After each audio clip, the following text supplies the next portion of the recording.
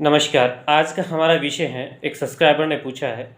कि सर मेरा high court से स्टे चल रहा है किसी मामले में, तो क्या लोअर कोर्ट उसी मामले में अगर कोई उसके समक्ष नया दावा पेश किया जाता है, वाद पत्र पेश किया जाता है, तो उसमें सुनवाई कर सकता है कि नहीं कर सकता? हमारे स्टे होने के बावजूद, हाई कोर्ट से हमारे जो स्टे हुआ है उसके बावजूद भी लोअर कोर्ट किसी अन्य वाद में कोई अन्य स्टे किसी को दे सकता है कि नहीं दे सकता? ये क्वेश्चन एक सब्सक्राइबर ने पूछा है। तो आज के इस विषय पर चर्चा करें उससे पहले मैं आपको बता दूं कि यदि आप इस चैनल पर पहली बार आए हैं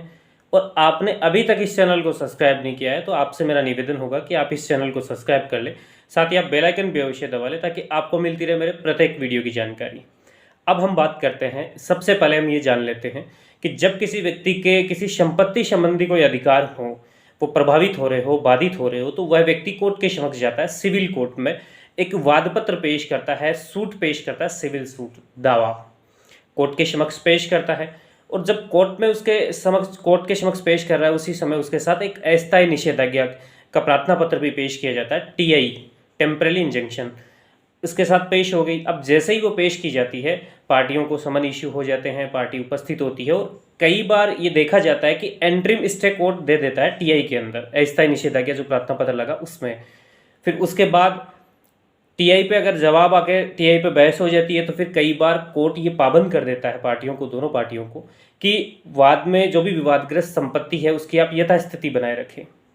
जब तक वाद का पूर्ण रूप से निस्तारण नहीं हो जाता। तो ऐसी दशा में भी कोई भी व्यक्ति उस पर किसी भी प्रकार का कोई फेरबदल नहीं कर सकता। अगर करता है तो न्यायालय की अवमानना पैदा हो जाती है, उसके खिलाफ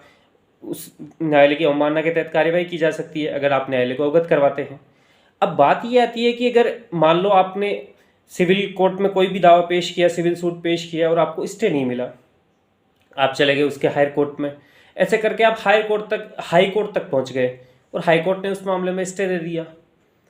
अब स्टे देने के बाद आपका ये कहना है कि कोई सेम पार्टी अगर दूसरा वाद उसी प्रॉपर्टी के संबंध में लेकर आती है, तो ऐसी दशा में पहले तो आप उस न्यायालय के समक्ष में सेक्शन 10 की एप्लीकेशन लगा सकते हैं कि साहब ऐसा ही एक मामला पूर्व में चला है, जिसमें हाई कोर्ट में भी हम लोग गए हैं, हाई कोर्ट के जो भी जजमेंट की कॉपी आप माननीय न्यायालय के समक्ष पेश कर सकते हैं, उन्होंने स्टे दिया है। तो ये जो भी उन्होंने दावा किया है, सिविल सूट पेश किया है, वो चलने योग्य ही नहीं है, क्योंकि सीपीसी का सेक्शन है, सिविल प्रक्रिया संहिता है, सिविल कोड है, उसका सेक्शन 10 ही इसको रोक देता है। सेक्शन 10 ये कह रहा है कि अगर कोई वाद विवाद है, उसके संबंध में न्यायालय के समक्ष में कोई भी प्रक्रिया चल रही है किसी भी संपत्ति के वाद विवाद के संबंध में, तो उसी डिस्प्यूट के संबंध में वही पार्टियां अगर कोई दूसरा दावा पेश करती है, सिविल सूट पेश करती है, तो वो चलने योग्य नहीं है, क्योंकि उस संबंध में पहले से कोई मामला चल रहा है। कई बार ये क्वेश्चन भी आता है, इसी के साथ जान लेते हैं। कई बार ये क्वेश्चन आ जाता है कि कोई प्रॉपर्टी के संबंध में वाद विवाद था और कोर्ट डिसाइड कर देता है किसी भी शूट के अंदर, और सेम दूसरी जो पार्टी होती है 2 साल बाद, 3 साल बाद उसी मुद्दे को उठाती है और एक नया दावा पेश करती है कोर्ट, और ये बहुत बार होता है, देखने को मिलता है ये। तो ऐसी दशा में क्या होता है कि क्योंकि पहले ही उस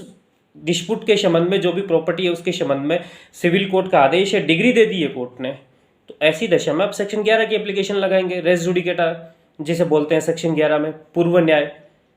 क्योंकि इसमें कोर्ट ने डिसीजन दिया, अगर आपके फेवर में है, आपके अपोजिट जो भी पार्टी है अब दोबारा से वाद लेकर आ रही है, तो फिर वो उनका वहीं पे रुक जाएगा,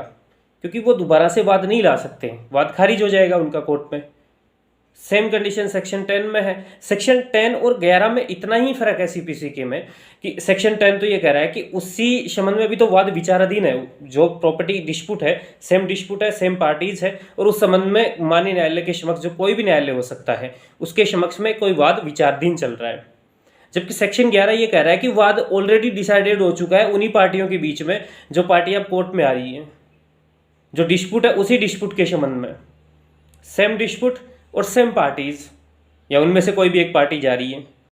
तो इस प्रकार आपका जो सवाल था उसका जवाब तो आपको मिल गया होगा कि अगर हायर कोर्ट से स्टे है, हायर कोर्ट के अंदर, जैसे आप मान लो लोअर कोर्ट में गए, सबसे पहले एसीजेएम वगैरह के कोर्ट हो सकते हैं, एमजेएम के कोर्ट हो सकते हैं, इनसे कोई स्टे आपको नहीं मिला, हायर कोर्ट में चले गए, उसके एडीजे हो गया, डीजे हो गया, और उसके बाद आप हाई कोर्ट में भी चले गए। अब हाई कोर्ट ने उसमें स्टे दे दिया,